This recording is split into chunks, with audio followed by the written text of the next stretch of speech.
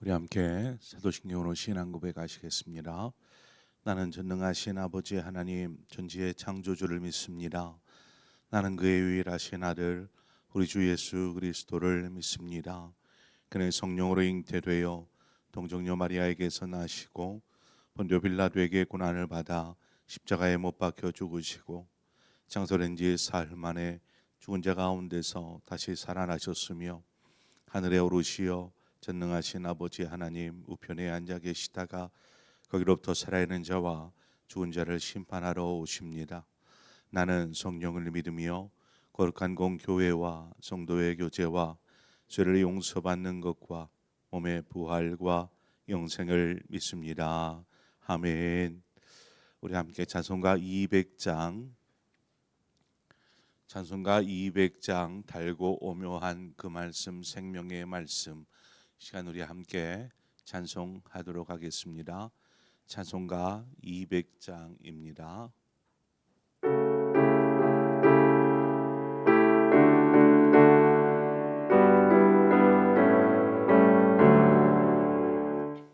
달고 오묘한 그 말씀 생명의 말씀을 귀한 그 말씀 진실로 생명의 말씀이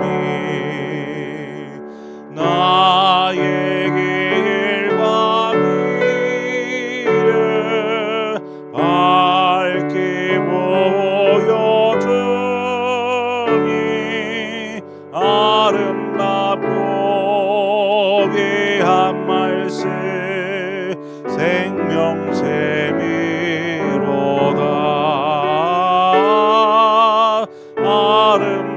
아름답고 귀한 말씀 생명샘이로다.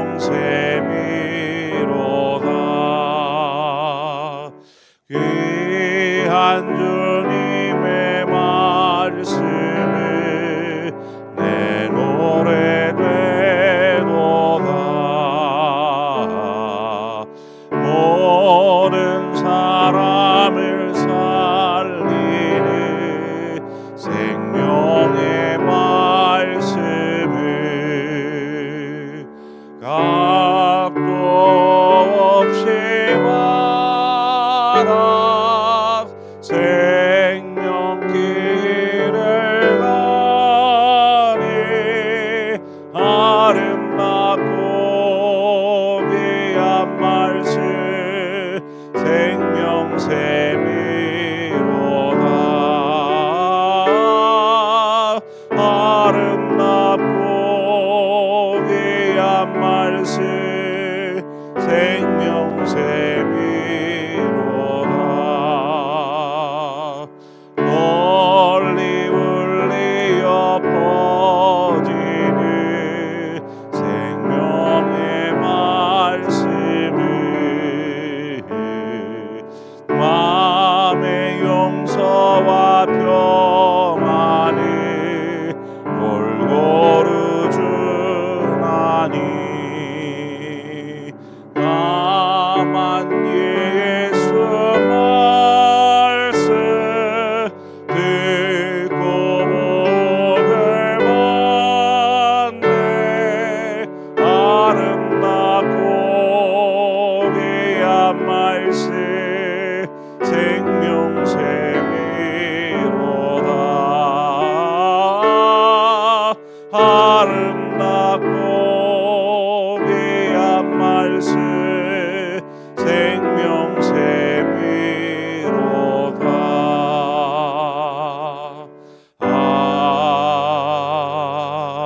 아멘. 하나님 말씀 보겠습니다. 역대하 5장 10절에서 마지막 14절의 말씀입니다. 역대하 5장 10절에서 14절의 말씀 한 절씩 교독합니다. 그 안에는 두 돌판 외에 아무것도 없으니 이것은 이스라엘 자손의 애굽에서 나온 후 여호와께서 그들과 언약을 세우실 때에 모세가 호렙에서 그 안에 넣은 것이더라.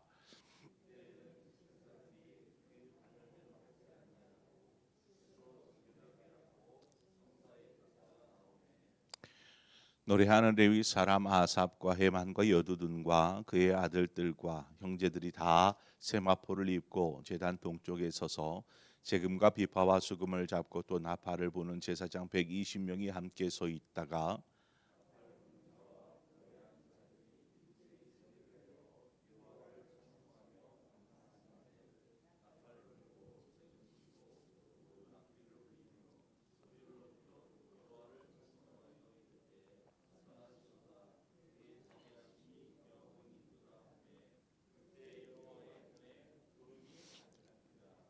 함께 읽습니다. 제사장들이 그 구름으로 말미암아 능히 서서 섬기지 못하였으니 이는 여호와의 영광이 하나님의 전에 가득함이었더라. 아멘. 우리가 어제 본문에서 10절을 좀 뗀 이유가 이 부분에 대해서 조금 더 세세하게 살펴보려고 합니다. 하나님께서 명령하셔서 모세가 성막을 만들게 되죠. 그리고 더불어서 이 언약궤를 만들게 됩니다. 이것은 하나님의 명령입니다. 자, 그리고 그 언약궤, 우리가 알고 있는 이 언약궤 안에는 뭐가 들어 있습니까? 이 언약궤 안에는 그 하나님께서 그 시내 사전에서 주신 두 돌판이 그 안에 담겨 있지요. 그리고 거기에는 만나 항아리, 만나가 들어있는 항아리와 또 아론의 쌍난 지팡이, 이 세 가지가 이 언약궤 안에 들어있다라고 우리는 알고 있습니다. 자, 언약궤가 만들어진 초기에는 만나와 항아리는 만나 항아리와 지팡이는 들어있지 않았습니다. 후에 이제 이것들이 들어갔든지 했겠죠. 처음에는 언약궤가 만들어질 당시에는 이 두 돌판만이 있었습니다. 출애굽기 16장 33절에 가보면 또 모세가 아론에게 이르되 항아리를 가져다가 그 속에 만나 한 오멜을 담아 여호와 앞에 두어 너희 대대로 간수하라. 여기 보면 만나 한 오멜을 담아 여호와 앞에 두어라고 되어 있습니다. 이 구절을 보면 명확히 너는 만나 항아리를 언약궤 안에 두어라라고 말하지 않고 여호와 앞에 두라 이렇게 말씀하고 있습니다. 여호와 앞에. 여기서 여호와 앞에란 어떤 거를 말할까? 언약궤 아닌가? 언약궤 박힌가? 좀 애매모호하죠. 명확하게 언약궤 안에 두라 이렇게 하면 편할 텐데 여호와 앞에 두라 뭐 어디다 두라는 소리입니까? 자, 민수기 17장 10절에 가보면 여호와께서 또 모세에게 이르시되 아론의 지팡이는 증거궤 앞으로 도로 가져다가 거기 간직하여라고 되어 있습니다. 아론의 지팡이 역시 증거궤 안, 증거궤란 언약궤의 다른 말이죠. 증거궤 안이 아니라 증거궤 앞으로라고 되어 있습니다. 증거궤 앞으로. 그럼 어디다가 두라는 것입니까? 그렇지만 우리가 알고 있는 것은 언약궤 안에는 분명히 세 가지가 들어있다.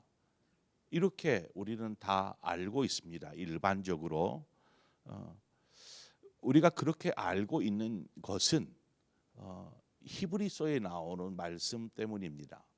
히브리서 9장 4절에 가보면 금향로와 사면을 금으로 싼 언약궤가 있고 그 안에 만나를 담은 금 항아리와 아론의 쌍난 지팡이와 언약의 돌판들이 있고 여기에서는 분명하게 언약궤 안에 세 가지가 모두 들어있다라고 기록하고 있습니다. 그러면 무엇이 맞을까요? 뭐 거짓으로 썼겠습니까? 그러나 신약 시대와 구약 모세가 있을 당시 언약궤 안에 넣는 이 상황과는 굉장한 시차가 있지 않습니까? 이 시간 동안 분명한 어떤 기록이나 언약궤가 보존되어 있는 것도 아니고 그러다 보니까 히브리서의 말이 명확하다라고 말할 수 있을까? 그래서 구약에서는 언약궤 안이라고 이야기하지 않고 있지만 신약에서는 안에 있다 이 세 가지가 이렇게 기록하고 있죠. 그래서 우리가 일반적으로 이해하는 것이 언약궤 안에는 이 세 가지가 모두 들어 있다라고 우리가 이해하고 있는 것입니다. 그런데 어, 우리가 솔로몬 시대에 와서 보니까 본문 10절에 그 안에는 두 돌판 외에 아무것도 없으니 이것은 이스라엘 자손이 애굽에서 나온 후 여호와께서 그들과 언약을 세우실 때에 모세가 호렙에서 그 안에 넣은 것이더라. 이렇게 기록하고 있습니다. 이 구절을 보면 원래 만나와 그 만나가 담긴 항아리와 지팡이는 언약궤 안에 원래 들어있지 않았다라고 주장하는 사람도 있습니다. 앞서도 얘기했듯이 언약궤 안이 아니라 언약궤 앞에 증거궤 앞으로 이렇게 되어 있기 때문에 원래 이 말씀처럼 그 언약궤 안에는 두 돌판만 담겨 있었다라는 주장도 합니다. 이제 원래는 또 어떤 주장이 있는가 하면 원래는 이 세 가지가 다 담겨 있었다. 그런데 솔로몬 시대에 올 때까지 이 언약궤 안에 있었던 항아리와 이 지팡이는 파손되거나 분실이 되었다. 이렇게 주장을 하기도 합니다. 아무리 나무를 잘 보관한다 그래도 다 부스러지지 않습니까? 뭐 항아리도 오랜 세월이 흐르면 수천 년이 흐르면 그냥 없어지는 것입니다. 뭐 돌은 없어지지 않겠죠. 뭐 바람이 불어서 막 깎이고 뭐 이렇게 하면 없어질 수 있겠지만 보관하고 있다면 돌은 그대로 남아 있지만 나무는 썩어 없어지고 항아리도 마찬가지가 되는 것이죠. 우리가 여기에서 언약궤 안에 세 가지가 있었냐 한 가지가 있었냐 이걸 가지고 막 왈가불가 할 필요는 없습니다. 그러나 우리가 좀 의미 있게 이 구절을 생각해 보아야 할 것은 만나라는 것은 하나님께서 이스라엘 백성이 이 광야를 지나는 동안 매일같이 내려주셔서 저들로 하여금 먹게 하신 저들의 배고픔을 채워주신 그 기적적인 사건이 이 만나의 사건이지 않습니까? 그래서 만나를 통해서 하나님은 이스라엘을 돌보시고 또 필요를 채워주시는 하나님이시다라는 것을 이 의미로 간직하게 한 것입니다. 또 지팡이는 어떻습니까? 지팡이는 막 그 아론의 권위를 문제 삼을 때에 하나님께서 지팡이를 각 지파의 지팡이 12개를 가져다가 그 외막 앞에 두라. 나중에 아론의 지팡이만 이 싹이 나서 꽃이 피어 있는 살구꽃이 피어 있는 이것을 보게 하시지 않습니까? 이것을 통해서 아론의 권위를 세워 주십니다. 그래서 아론의 쌍난 지팡이라는 것은 권위와 지도력의 상징이 되는 것입니다. 여하튼 언약궤 안에는 두 개의 돌판이 지금 솔로몬 시대에 남아 있었다라는 것입니다. 그래서 만나와 지팡이는 어떤 외적으로 드러난 기적인 것이죠. 기적적 사건을 담고 있습니다. 그러나 돌판은 어떤 의미일까요?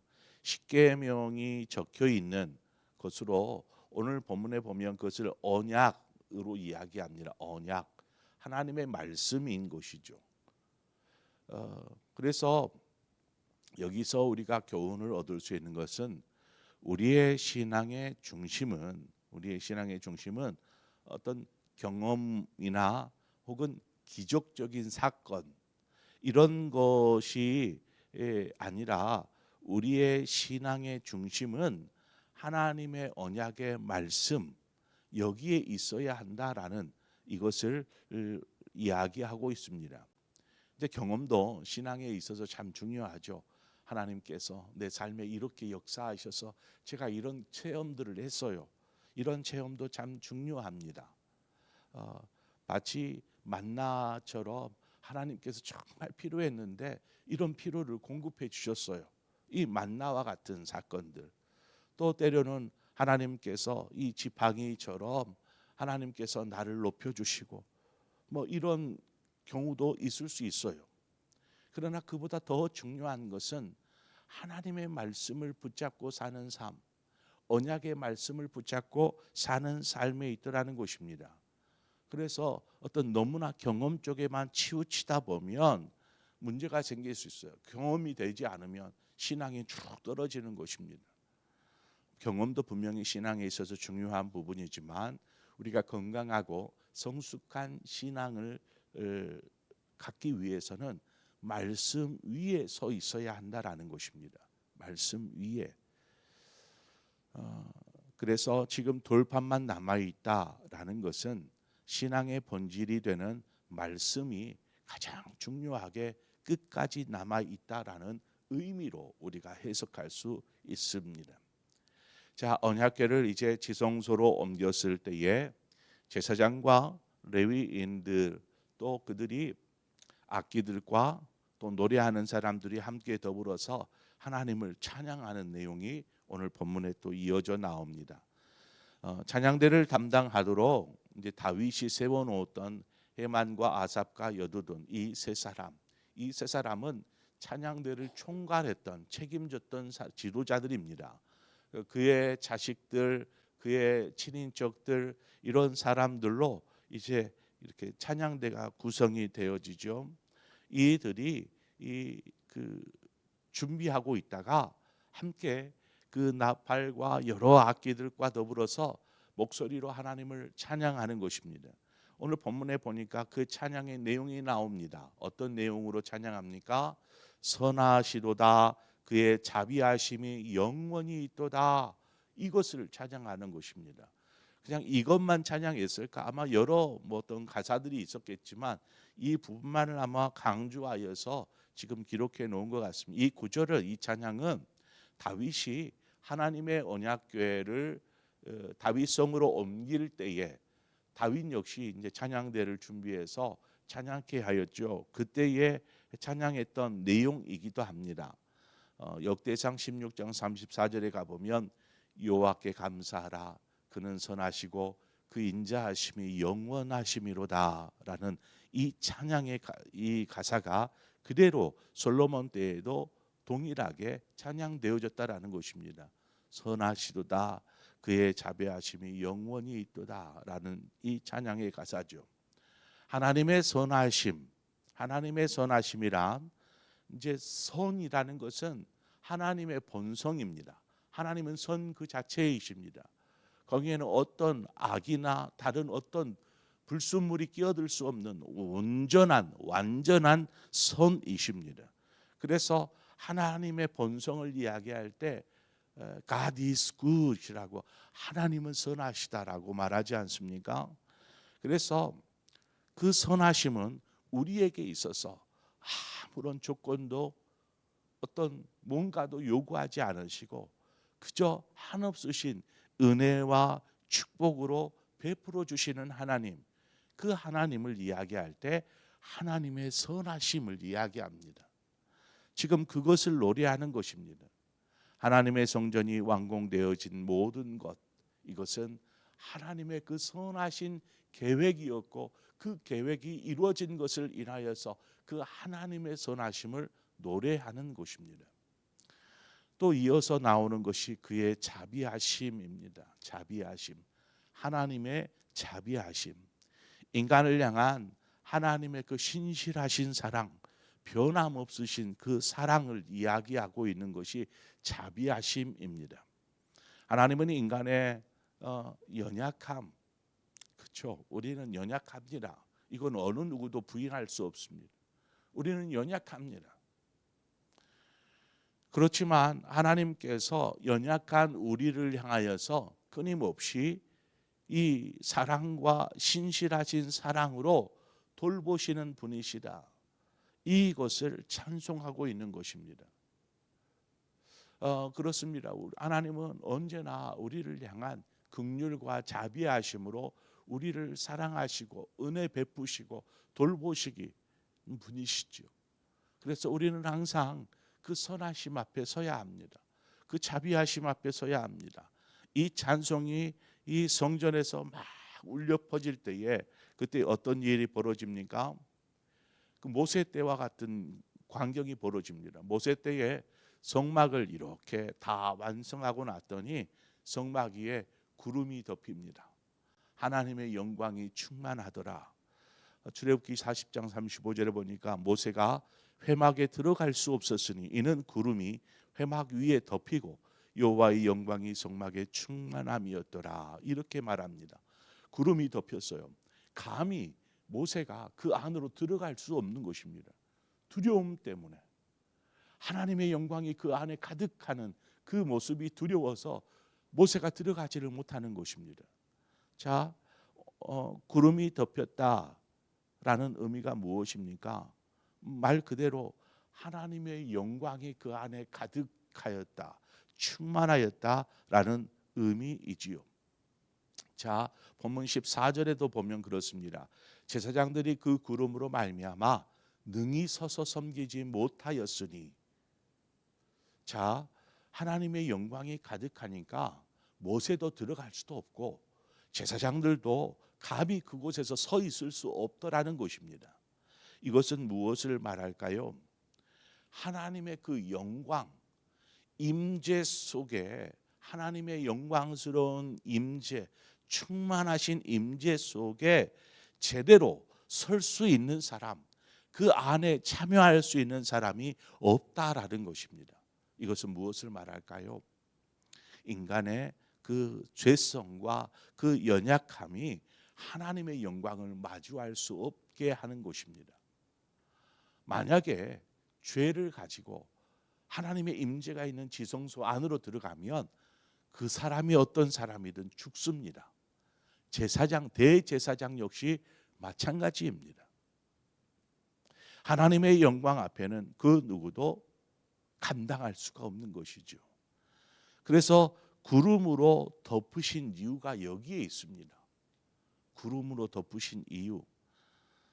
그래서 들어가지를, 영광 가운데로 들어가면 죽으니까 구름으로 덮어서 그 안으로 들어가지를 못하게 하는 것입니다.